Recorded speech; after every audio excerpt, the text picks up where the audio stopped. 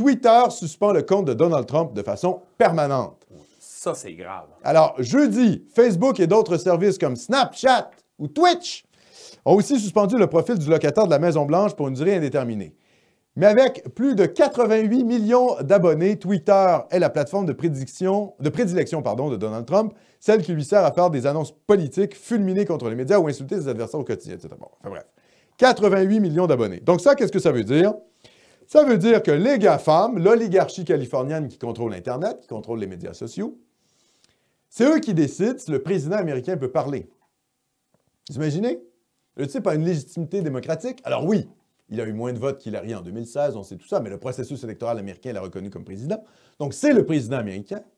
Il a une légitimité démocratique, politique, et il se fait censurer par Facebook et Twitter, qui sont des instruments de propagande gauchistes et qui, eux, décident qui a le droit de parler ou pas. Bon, évidemment, c'est pas le premier à se faire censurer. Hein? La vague de censure contre les droitards, ça fait plusieurs années que ça dure. Et il y a beaucoup de nationalistes qui disaient à Trump, ben mon gars, il faut que tu déménages, il faut que tu lâches Twitter et il faut que tu ailles sur d'autres plateformes, notamment sur Gab. Hein? Pourquoi? Parce que Gab, il n'y a pas de censure. Le type qui a fondé Gab, il est tellement persécuté qu'il ne peut même plus utiliser de carte de crédit. Le système bancaire est en guerre contre lui. Ni lui, ni les gens de sa famille peuvent utiliser de carte bancaire. Vous voyez le degré de répression qu'il y a contre les droitards? Bon, mais ça s'en vient, mais à la puissance 2 millions hein, sur nous. À la puissance 2 millions. On s'en va se faire censurer comme jamais sur Internet. Ça, c'est ce à quoi il faut réfléchir pour les années qui viennent parce que c'est vraiment ce qui s'en vient. Je me rends compte aussi que je n'ai pas terminé mon énumération du pourquoi j'ai aimé Trump. J'ai dit qu'il a réduit l'immigration. Je reviens, je fais un petit peu un salto arrière. Pourquoi j'aimais Trump? Il a réduit l'immigration. Deuxième chose qu'il a faite, il a nommé une quantité de juges conservateurs incroyable. La magistrature, il l'a droitisée. Pourquoi? Parce qu'à partir du premier mandat, je pense, d'Obama, de la première moitié du premier mandat d'Obama, les élections de mi-mandat, ça fait en sorte que les républicains ont contrôlé le Sénat. Et donc, les républicains ont bloqué toutes les nominations qu'Obama pouvait faire pour la magistrature, pour les juges. Et quand Trump est arrivé au pouvoir avec le Sénat républicain, il a nommé tout ce qui était vacant. Donc, la magistrature américaine a été droitisée à fond. Non seulement la Cour suprême, mais également toutes les cours de justice inférieures. Et ça, c'est un bon truc de Trump. D'ailleurs, c'est ce qui me fait dire aussi que quand on nous dit le débat droite-gauche n'existe plus, non, écoutez, quand vous nommez des juges de droite, c'est parce que vous êtes un militant de droite. Donc là-dessus, et ça, c'est pas, pour être tout à fait franc, c'est pas tout à fait Trump qui doit en avoir l'ensemble, je dirais, du mérite, puisque c'est principalement l'œuvre de Mitch McConnell, qui était le leader du Sénat, le leader républicain du Sénat. C'est lui qui a fait ça. C'est lui qui a fait ça, entre autres. Nommer majoritairement des juges de droite en bloquant finalement toutes les nominations à partir de la mi-mandat d'Obama. Donc pendant 6 ans, il a bloqué toutes les nominations d'Obama. Donc ça, c'était une deuxième chose. Et ça, je vais vous dire, c'est ce qui va rester de Trump. C'est ses nominations. Parce qu'encore aujourd'hui, il y a des juges américains qui ont été nommés par Reagan. Vous imaginez ce que ça veut dire?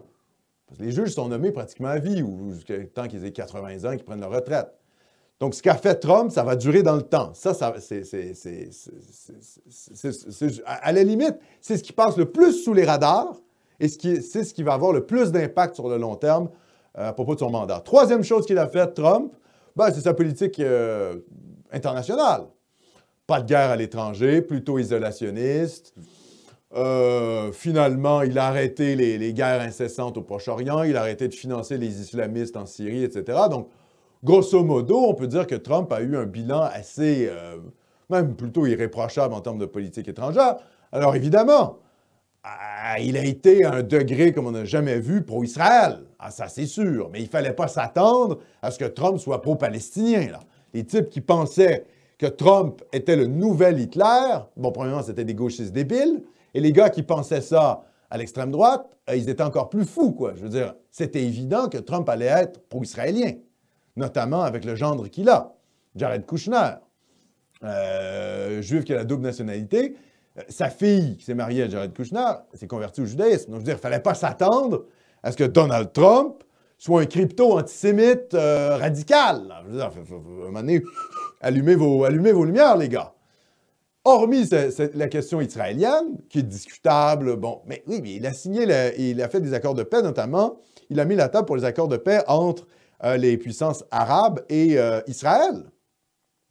Donc, si vous voulez la paix, ben là, vous avez la paix. Évidemment, c'est la paix en faveur des Israéliens. D'ailleurs, je pense qu'avec le mandat de Trump, le camp palestinien, c'est foutu, quoi. En gros, la Judée-Samarie, elle va être annexée par Israël. Et puis, les Palestiniens, ils vont devoir se replier en Jordanie. D'ailleurs, en Jordanie, les Jordaniens, à 90% ont des origines palestiniennes. Hein. Donc, dans le fond, les Palestiniens ont déjà leur pays, ça s'appelle la Jordanie, en quelque sorte. Et avec le mandat de Trump, je pense que ça a vraiment terminé toutes les aspirations nationalistes palestiniennes, parce que les Palestiniens sont lâchés par le reste du monde arabe. Les Saoudiens, ils s'en foutent. Même l'Iran, je veux dire, même l'Iran n'a rien à foutre des Palestiniens. Ils instrumentalisent la cause palestinienne pour faire de l'anti-israélien. Mais les Iraniens, ils ne se battent pas pour les Palestiniens. Le régime iranien se bat pour lui-même. Ils s'en foutent des Palestiniens. Donc, à terme, je pense que c'est assez plié. Le problème pour les Israéliens, c'est la question démographique palestinienne. Qu'est-ce qu'on fait avec les Palestiniens?